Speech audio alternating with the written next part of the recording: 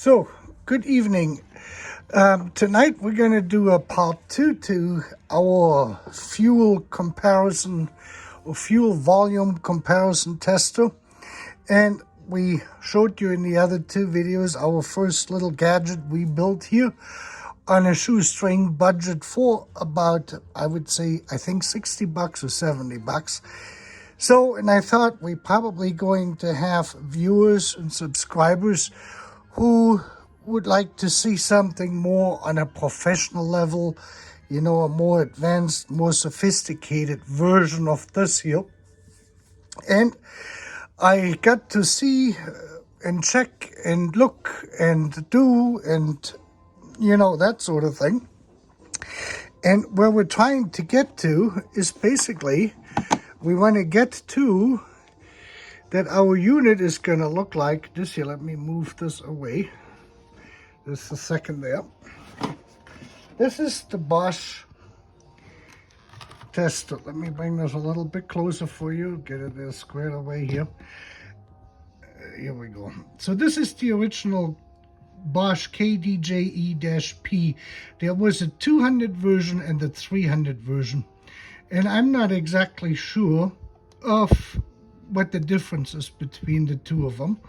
And you can see we have 8 hose connections. They go to the fuel distributor, the same connection basically of what we made with our first kit. Then we have 8 push buttons which are going down. And these are basically valves. And the valves have a distribution rail here where 2 rotameters are hooked up to. And then on top of it, the outputs of the 2 rotameters, they are connected to a 3-way valve, and the output of the 3-way valve has approximately a 20-foot fuel line, this black stuff hooked up, which you shove into your tank. So you open up your tank, you take the tank cap off, the filler cap off, and you shove the hose in there. And whenever you push the button, you know, at the whatever setting you have, it will take quite a while for that fuel to actually get back into the tank. This is a so-and-so system, what Bosch came up with. You have to realize this 100 milliliters is approximately that much of water per minute. Just that you see this. So, and you can imagine if you have a 20-foot long 8 millimeter or 7.5 millimeter line, that's basically what that is, on how much fuel you actually have to get it through there. And that is at full load basically. So the valve here was basically just to adjust this to the left rotameter, which had a more refined scale with a maximum of 15 milliliters per minute. And that was for idle speed. That's what Leerlauf means. And when you moved it over to the right, then it was either the 30 milliliters per minute or 100 milliliters per minute for partial load and full load. That's basically on how the thing worked. And the key thing in this here is rotameters. And I went on eBay and I checked around and there's tons of rotameters available, also called flow meter or flow volume meters. And I got real lucky. I got some real nice examples. These are made by Aalborg in the state of New York. And I do not know how well we can actually zoom in here, because there you can see on how big they are.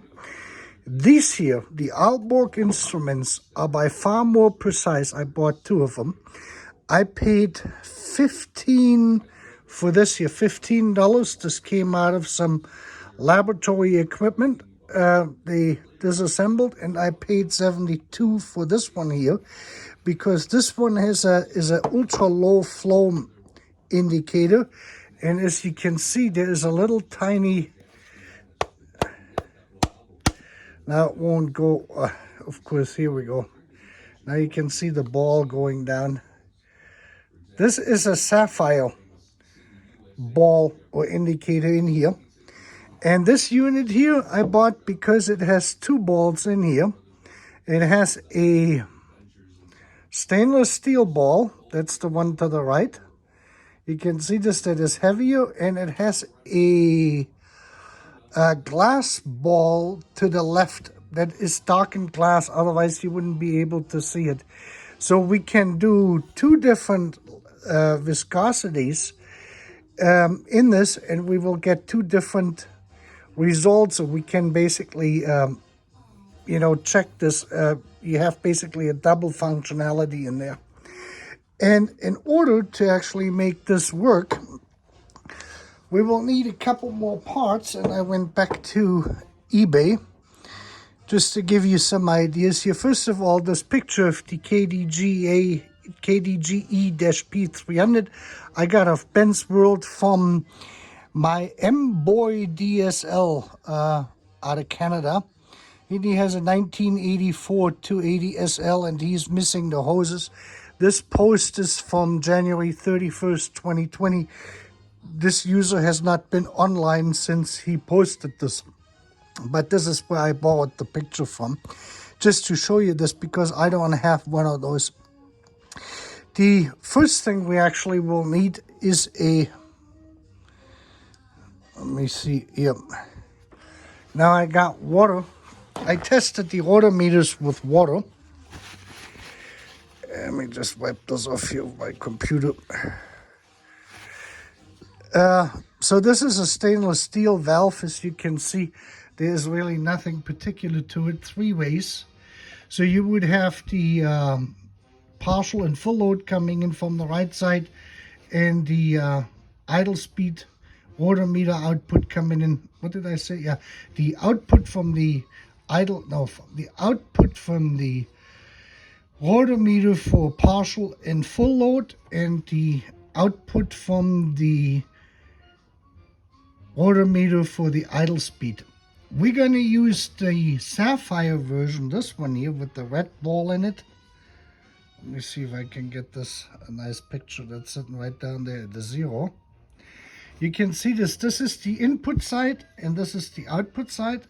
And the company who used it had holes in here where you can actually put an LED behind it, and the LED would, for instance, shine through on the front, and you have a light in here, indicator on where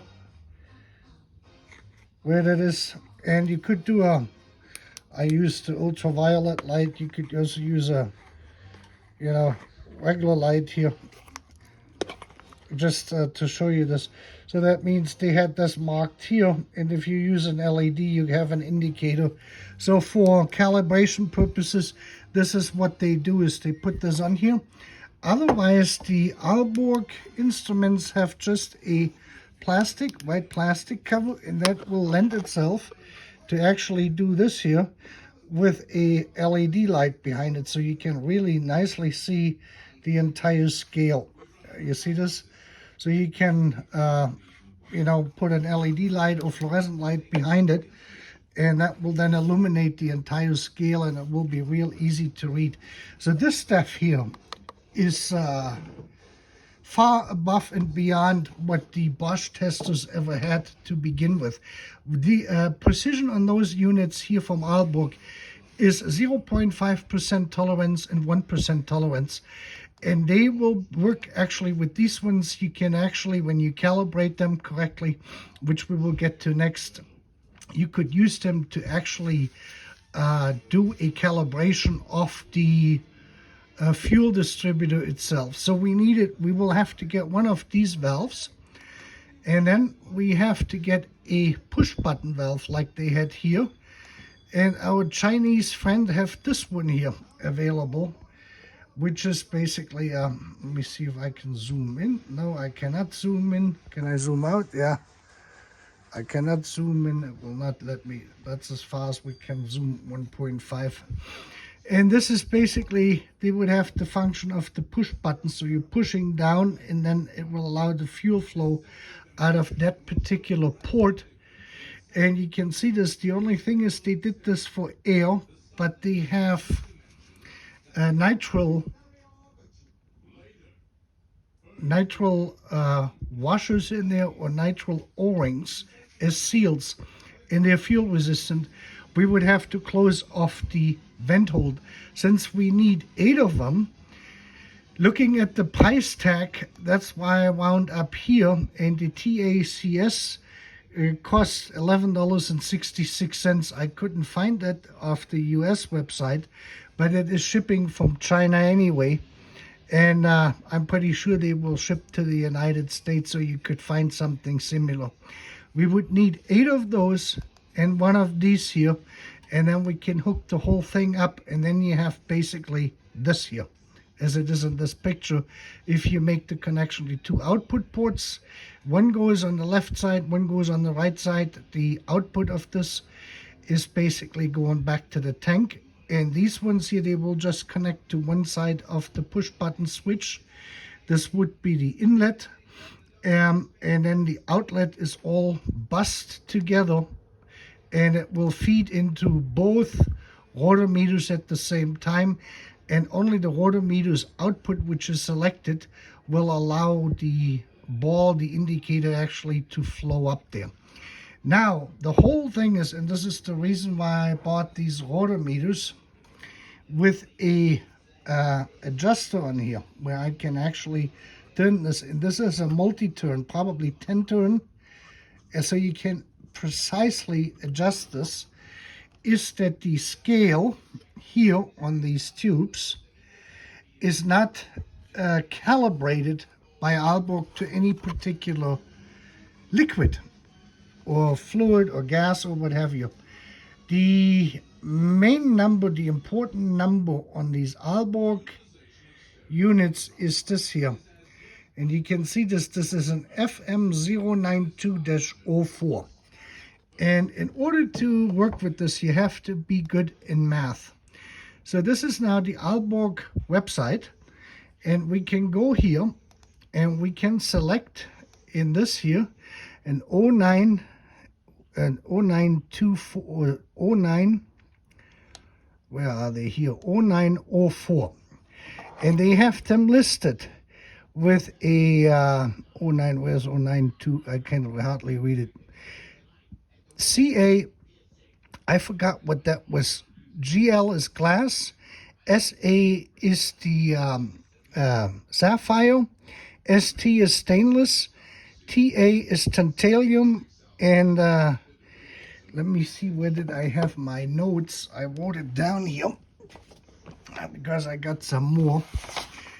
I have talked to for a half an hour to Aalborg, to one of the engineers. CA is carbaloy, which is the heaviest one. So ST is stainless, GL is glass, SA sapphire, TA tantalum, and CA is carbaloy. And that is important. So this is the abbreviations for each tube they have. So we have this is the tube which has both glass and stainless. So we can go with this 092-04-GL. And now we submit this, and now we can look at this here and see what the minimum standard milliliters per minute is and the maximum. This is now the glass ball which sits on top, and we can do a graph here. So we can see now what this would indicate from 0 to 150. You can print this out. A flow of 10 milliliters per minute of water would be indicated at 9.4 on this scale. So this is how you would have to adjust this, that the glass ball is at 9.4, which is really, really low. So you would go probably higher than this, but you can get the idea. Now we know, or if you remember this, let me just show you the other unit we have here, just as a comparison, that you get the idea on how this actually works with these tubes. I cannot show this because the tube number is here, and you hardly can read this because that tube is slightly turned. This is a 9203. Let me just see if we had a 92. If I read this, was it a 62. What error catch? We have to go back here. This is a 62. What is the 03, 02, 82? I have to, let me get my light in here. This is a 80, 82, 8203 Sapphire.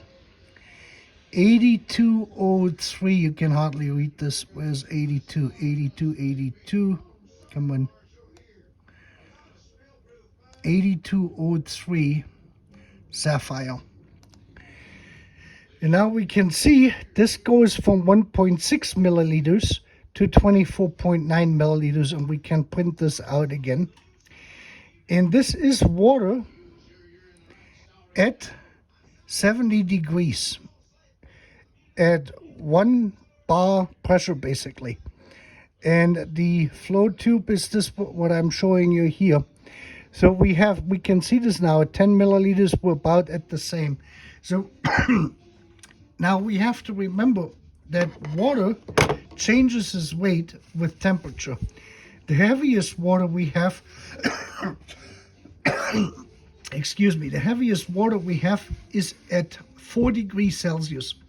That's when 1 liter water measures basically 1 kilogram, 1,000 grams, 1,000 milliliters, 1,000 grams, and it is exactly 1 gram per milliliter in weight. And now we would have to figure out what is the weight, the specific weight of the fuel we're measuring at the temperature we have where we're setting this system here up with these here. So now fuel usually has a weight depending on if it is summer fuel, winter fuel, if it is 87 octane or 91 octane. The American value for octane we're using here, not the European. You have to know this, and the best thing is if you can measure exactly, say like 1 liter or 1,000 milliliters of the fuel you're intending to use for your calibration of your fuel distributor. Then you can calculate this, and then you can see this on how this actually relates. Then you will see that probably 1,000 milliliters are going to come in at about 650 to 750 grams. So now you can actually offset this. You can now calculate that exactly out in comparison to water. So you can use water for calibration, and you pump exactly the amount through here according to this table, and then you adjust this here, and then you run your fuel through it, and you will have a comparison. So you have to adjust this then over, increase or decrease this. I will do this when I have to set up. I will show this on how this is going to get calibrated. There's quite some math actually involved to do this, so you get the scaling correct. And then you can actually, because we have the pressure, the regulators, the flow regulators on here, we can actually then adjust this so that we have a flow rate, and the flow rate can then be calibrated to show exactly, say like if we want to do milliliters per minute, that we can use the 60, which would be then 6.0 milliliters. So you have a 0.1 milliliter scaling factor in here.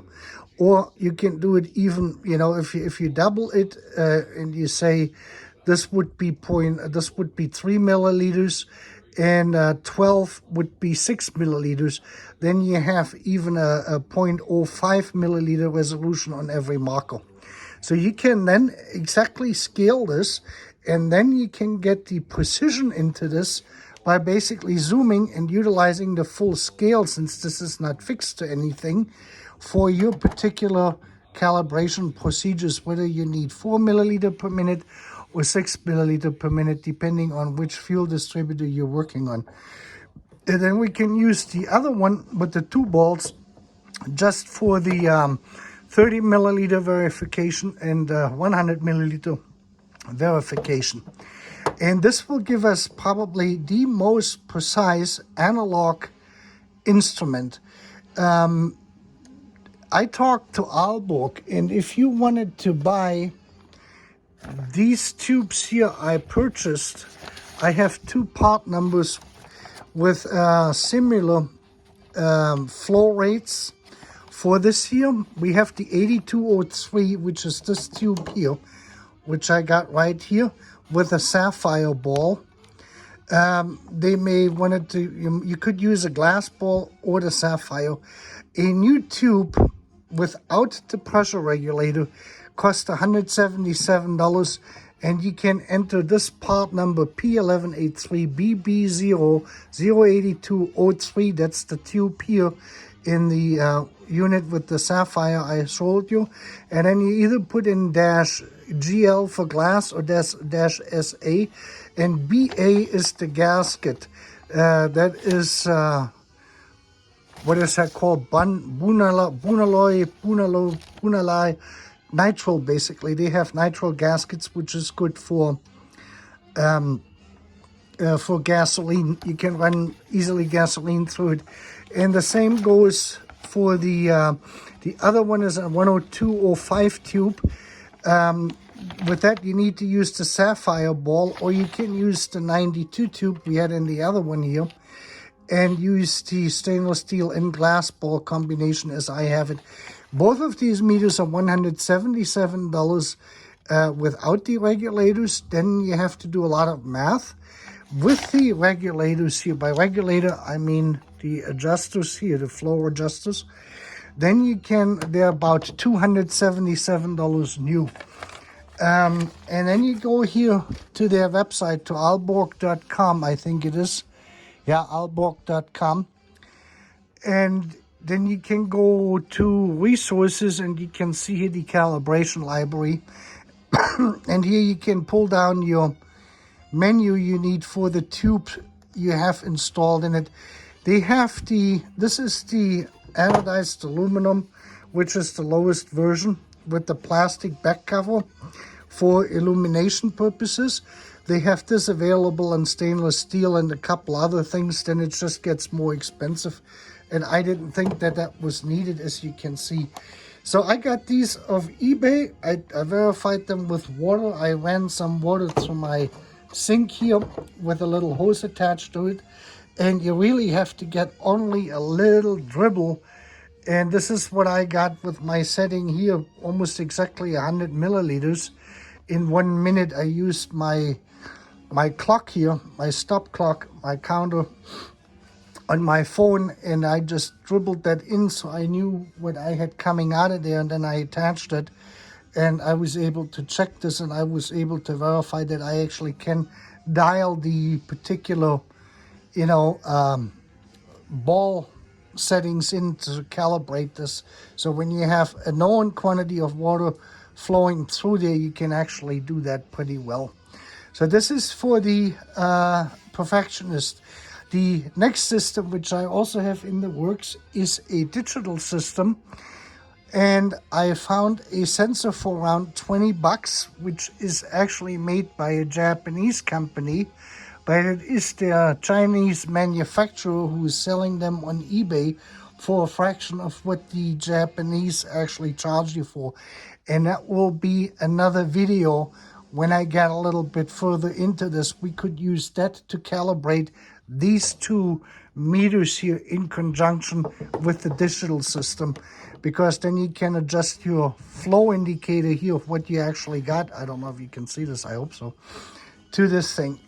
And the math is not that complicated. Spreadsheets will help in converting this over. But the neat thing in this is, and this is something the Bosch system does not have, is we can actually, thanks to these different balls we have, and the regulators here, which are, like I said, is their multi-turn. They have approximately 10 turns or so, from fully open to fully closed, or vice versa. And with this, you can dial in precisely your indicator for a known fuel flow, and then you can either zoom in thanks to this here. Do it a 1:1, 1:2, or 2:1 scale, or you can scale it up and down, and you can then get a infinite, very fine reading, and you will be able to really precisely adjust your fuel distributor. That will be more videos to come as time permits.